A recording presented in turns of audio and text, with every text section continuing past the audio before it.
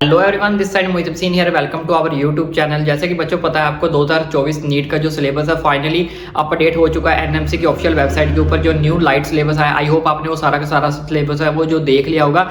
सारे के सारे कन्फ्यूजन आपको क्लियर हो गई होगी, लेकिन फिर भी बहुत सारे बच्चे ऐसे हैं जिनको अभी भी कन्फ्यूजन है, और बहुत सारे बच्चे ऐसे भी है जो बच्चे मुझे कमेंट्स कर रहे हैं इंस्टाग्राम पे, सर हमारे पास ओल्ड एनसीईआरटी है, हमारे पास न्यू एनसीईआरटी है। तो मैं दोनों के बीच में बहुत ज़्यादा कन्फ्यूजन चल रही है। सर मेरे पास ओल्ड एनसीईआरटी, मैं न्यू एनसीईआरटी को अफोर्ड नहीं कर सकता हूँ, तो जो नए नए टॉपिक्स आए हैं मैं उसको कैसे रीड करूं, क्या मैं पीछे रह जाऊंगा, क्या मेरे मार्क्स कम हो जाएंगे, क्या मुझे उसका इंपैक्ट पड़ेगा, क्या मुझे उसका फर्क पड़ेगा, क्या मुझे उसका बेनिफिट कैसे ले सकता हूं। तो ईच एंड एवरीथिंग के बारे में आज इस वीडियो के अंदर मैं बात करने वाला हूं। और कुछ बच्चों के एलिजिबिलिटी क्राइटेरिया को लेकर भी डाउट्स थे, कुछ बच्चों के एलिजिबिलिटी क्राइटेरिया को लेकर भी डाउट्स थे। वो सारे के सारे डाउट्स आज इस वीडियो के अंदर मैं आपको क्लियर करने वाला हूं। वीडियो बहुत ज्यादा इंपॉर्टेंट होने वाली है, वीडियो को लास्ट तक देखें। तो सबसे पहले हम बात कर लेते हैं एनसीईआरटी पोर्शन को लेकर। जो सबसे पहले बहुत सारे बच्चों के मुझे मेजर कमेंट्स आए हैं कि sir old NCERT versus new NCERT का क्या फर्क पड़ेगा। देखो बच्चों, आपके पास अपडेटेड सिलेबस आ चुका है जिसमें सारी चीजें आपकी क्लियर हो चुकी है। जो हमारे डाउट्स में चल रहे थे कि ये टॉपिक आएगा या नहीं आएगा, तो ईच एंड एवरी टॉपिक जो एनटीए ने क्लियर कर दिया, और इसकी जो पीडीएफ है वो भी हमारे पास जो प्रोवाइड कर दिया। अगर आपको पीडीएफ नहीं पता कहाँ पे आपके पास, आई होप होगी, अगर नहीं होगी तो मेरे टेलीग्राम चैनल पे जाके ज्वाइन कर लो, वहां पे आपको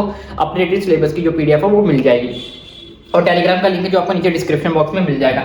अब बात कर लेते हैं old NCERT versus new NCERT. अब इसमें क्या है, देखो बच्चों, अगर आपके पास ओल्ड एनसीईआरटी है तो ओल्ड एनसीईआरटी में बहुत सारे बच्चे कमेंट करते हैं कि सर मैं न्यू एनसीईआरटी को अब अफोर्ड नहीं कर सकता हूँ, मैंने सारी मार्किंग, सारे क्वेश्चन, ईच एंड एवरीथिंग जो मार्क किया है वो सारा ओल्ड एनसीईआरटी पे कर दिया है। क्योंकि हम स्टार्टिंग से रिवीजन कर रहे हैं, बहुत सारे बच्चों ने क्वेश्चंस को हाईलाइट किया होता है कि उसमें मीनिंग से लिखे होते हैं, इसका ये मतलब, इसका ये मतलब। तो अगर बोलता मैं न्यू एनसीईआरटी लूंगा तो मुझे प्रॉब्लम क्रिएट होगी, कभी मुझे ओल्ड एनसीईआरटी उठानी पड़ेगी, कभी न्यू एनसीईआरटी उठानी पड़ेगी।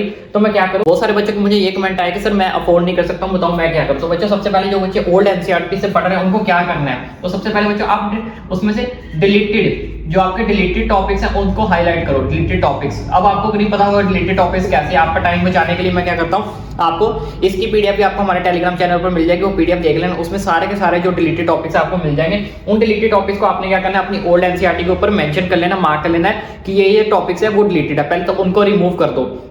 दूसरी बात, जो आपके टॉपिक्स आपकी ओल्ड एनसीईआरटी में नहीं है, जो न्यू एनसीईआरटी में ऐड किए गए हैं, अगर ऐसा कोई टॉपिक आपको मिलता है, देखो हर यूट्यूब पे ऊपर, हर गूगल के ऊपर कुछ ना कुछ आपको मिल जाता है। गूगल पे सर्च करो, उसकी वन शॉट वीडियोस देखो, वन शॉट वीडियो जो है आपने देखनी है, उसकी वन शॉट वीडियो देखो, जो अगर टॉपिक अगर आपकी बुक में नहीं है।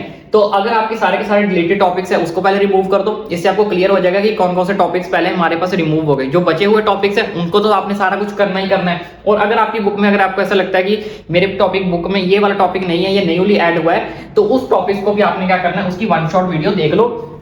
अदरवाइज आप वन शॉट वीडियो किसी की भी देख सकते हो। बहुत सारे क्रिएटर्स हमारे यूट्यूब पे ऐसे हैं जो आपको लेक्चर्स प्रोवाइड करते हैं, वन शॉट वीडियो प्रोवाइड करते हैं, तो आप उनकी वीडियो देख सकते हो। उस टॉपिक को सर्च करो, आपको शॉर्ट्स वीडियो भी मिल जाएंगी, लॉन्ग वीडियो भी मिल जाएंगी। तो जैसे आप कंफर्टेबल हो, अगर आपको शॉर्ट में नहीं समझ आ रहा तो आप उनकी एक बार जो है लॉन्ग वीडियो भी देख सकते हो। तो इस तरह से आपको अपना टॉपिक जो कवर कर सकते हो। ऐसा घबराना नहीं है कि मेरे पास ओल्ड एनसीईआरटी है तो मेरे पास न्यू एनसीईआरटी नहीं, मैं अफोर्ड नहीं कर सकता, मैं क्या करूँ। तो कोई दिक्कत नहीं है, हमारे पास साइंस टेक्नोलॉजी है, साइंस का जमाना चल रहा है, तो बहुत सारी चीजें अवेलेबल होंगी।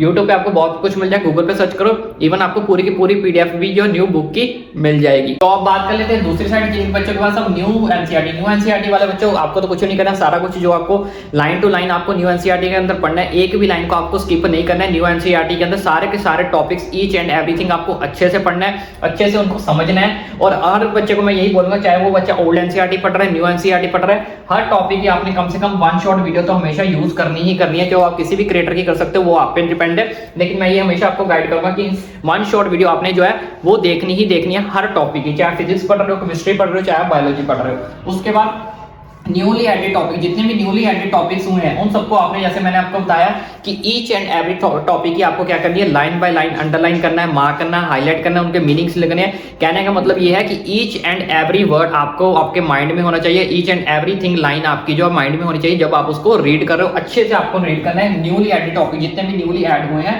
टॉपिक्स, उन सबको आपने वन बाय वन लाइन को हाईलाइट करके, मार्क करके अच्छे से रीड करना है। उसके बाद बात कर लेते हैं, जैसे न्यूली टॉपिक्स बहुत सारे ऐड हुए हैं, जैसे मैं कुछ टॉपिक्स का नाम बता रहा हूं। जैसे केमिस्ट्री में पी ब्लॉक एलिमेंट्स ऐड हुआ है, तो ये आपको अपनी बुक में मिल जाएगा।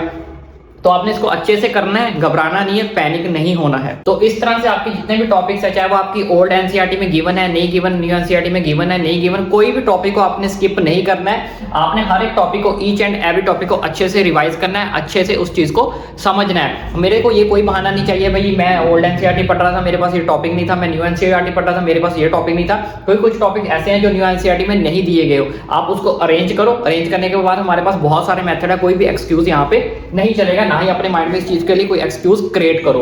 उसके बाद बात कर लेते हैं फ्रॉग्स को लेकर। जैसे आपको पता है फ्रॉग्स का जो चैप्टर है, आपके अंदर फ्रॉग्स का ही टॉपिक पढ़ना, अर्थवॉर्म्स और हमारे पास कॉकरोच का जो टॉपिक है वो नहीं आ रहा, सिर्फ फ्रॉग्स का ही आ रहा है। फ्रॉग्स को आप अच्छे से कर लेना। ऐसे पी ब्लॉक एलिमेंट्स जो 11th क्लास का, उसको भी आप अच्छे से कर लेना। उसके बाद बात करते हैं बहुत सारे बच्चों को जो प्रॉब्लम आ रही है वो यहाँ पे आ रही है कि बहुत सारे बच्चे क्या कर रहे हैं, सिलेबस तो डे बाय डे कंप्लीट करते जा रहे हैं, कोई एक टॉपिक कर रहा है, कोई एक चैप्टर कर रहा है, कोई 2 चैप्टर कर रहा है, कोई 3 चैप्टर कर रहा है, लेकिन बहुत सारे बच्चे क्या कर रहे हैं, टेस्ट सीरीज या किसी भी मॉक टेस्ट को ज्वाइन नहीं कर रहे हैं। तो बच्चों ऐसा मत करो, ये जो प्रॉब्लम है बहुत बड़ी प्रॉब्लम है। आज आपको इस चीज की समझ नहीं आएगी, लेकिन जैसे जैसे आपका टाइम आगे बीतता जाएगा, जनवरी आ जाएगा, फरवरी आ जाएगा, तब आपको इसकी प्रॉब्लम बहुत ज्यादा बड़ी लगने लगेगी। तो आप ये गलती मत करो। बहुत सारे बच्चे क्या सोच रहे हैं कि पहले मैं सिलेबस कंप्लीट कर लेता हूं, कहीं मेरा सिलेबस ना पीछे रह जाए, जब मेरा सिलेबस कंप्लीट हो जाएगा उसके बाद मैं मॉक टेस्ट को दे लूंगा। तो बच्चों ऐसा मत करो, जितना जितना आपका सिलेबस कंप्लीट होता जा रहा है, 1 चैप्टर 2 चैप्टर, उन सबके साथ साथ मॉक टेस्ट जो है वो देने शुरू करो। अब बहुत सारे बच्चों की ये भी कंफ्यूजन रहती है कि सर मैं ऑनलाइन मॉक टेस्ट दूं या ऑफलाइन दूं। देखो बच्चों, अभी मैं अगर आपको टाइम नहीं, अगर आपके पास अगर साथ साथ आपको सिलेबस भी कंप्लीट करना है, तो आप जितना भी आपके पास फ्री टाइम बचता है तो आप ऑनलाइन भी दे सकते हो, लेकिन इसको आप सिर्फ से ज्यादा दिसंबर तक अप्लाई करना। दिसंबर के बाद आप जनवरी में अपने ऑफलाइन मॉक टेस्ट जो है वो शुरू कर देना, क्योंकि हमारा जो नीट का पेपर होना है वो ऑफलाइन होना है। अगर आप ऑफलाइन दोगे तो आपको समझ आएगा कि जो मेरा पेपर है मैं कितने टाइम में जो है इसको कंडक्ट कर पा रहा हूँ, कौन सा क्वेश्चन मेरे कितना टाइम में हो रहा है, कौन सा क्वेश्चन मेरा ज्यादा टाइम ले रहा है, कहाँ पे मैं मिस्टेक कर रहा हूँ। तो वो सारा कुछ आपको ऑफलाइन के अंदर जो समझ आ जाएगा, क्योंकि हमें जो फाइनल पेपर देना है नीट 2024 का या 25 का, उसके अंदर हमें क्या ऑफलाइन ही पेपर देना है। तो अभी फिलहाल के लिए अगर आप एक आधा मंथ यूज करना चाहते हो तो आप ऑनलाइन वाला मेथड भी यूज कर सकते हो, लेकिन टिल दिसंबर तक। जैसे आपका दिसंबर खत्म हो जाए चुपचाप इसके ऊपर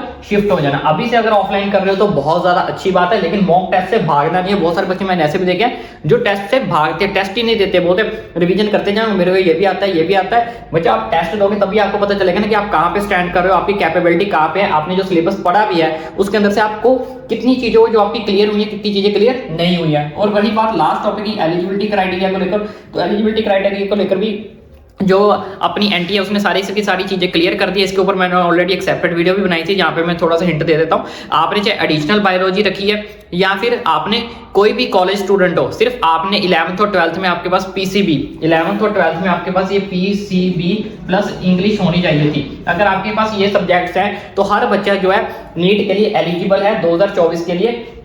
कोई भी बच्चा हो, चाहे वो कॉलेज का हो, चाहे वो एनआईएस बोर्ड का हो, कोई अदर बोर्ड का भी हो, बस आपकी सिर्फ एक इतनी सी कंडीशन है कि आपके पास PCB, physics chemistry biology plus English आपके पास होनी चाहिए। अगर ये सब्जेक्ट आपके पास है, चाहे आप बीएससी कर रहे हो, बीए कर रहे हो, कुछ भी कर रहे हो, अगर आपके पास ये सब्जेक्ट्स थे 11th और 12th में, तो आप नीट 2024 को आराम से कंडक्ट कर सकते हो। और इन सब की पीडीएफ आपको हमारे टेलीग्राम चैनल पर मिल जाएगी, जाकर टेलीग्राम को चैनल को भी ज्वाइन कर लो।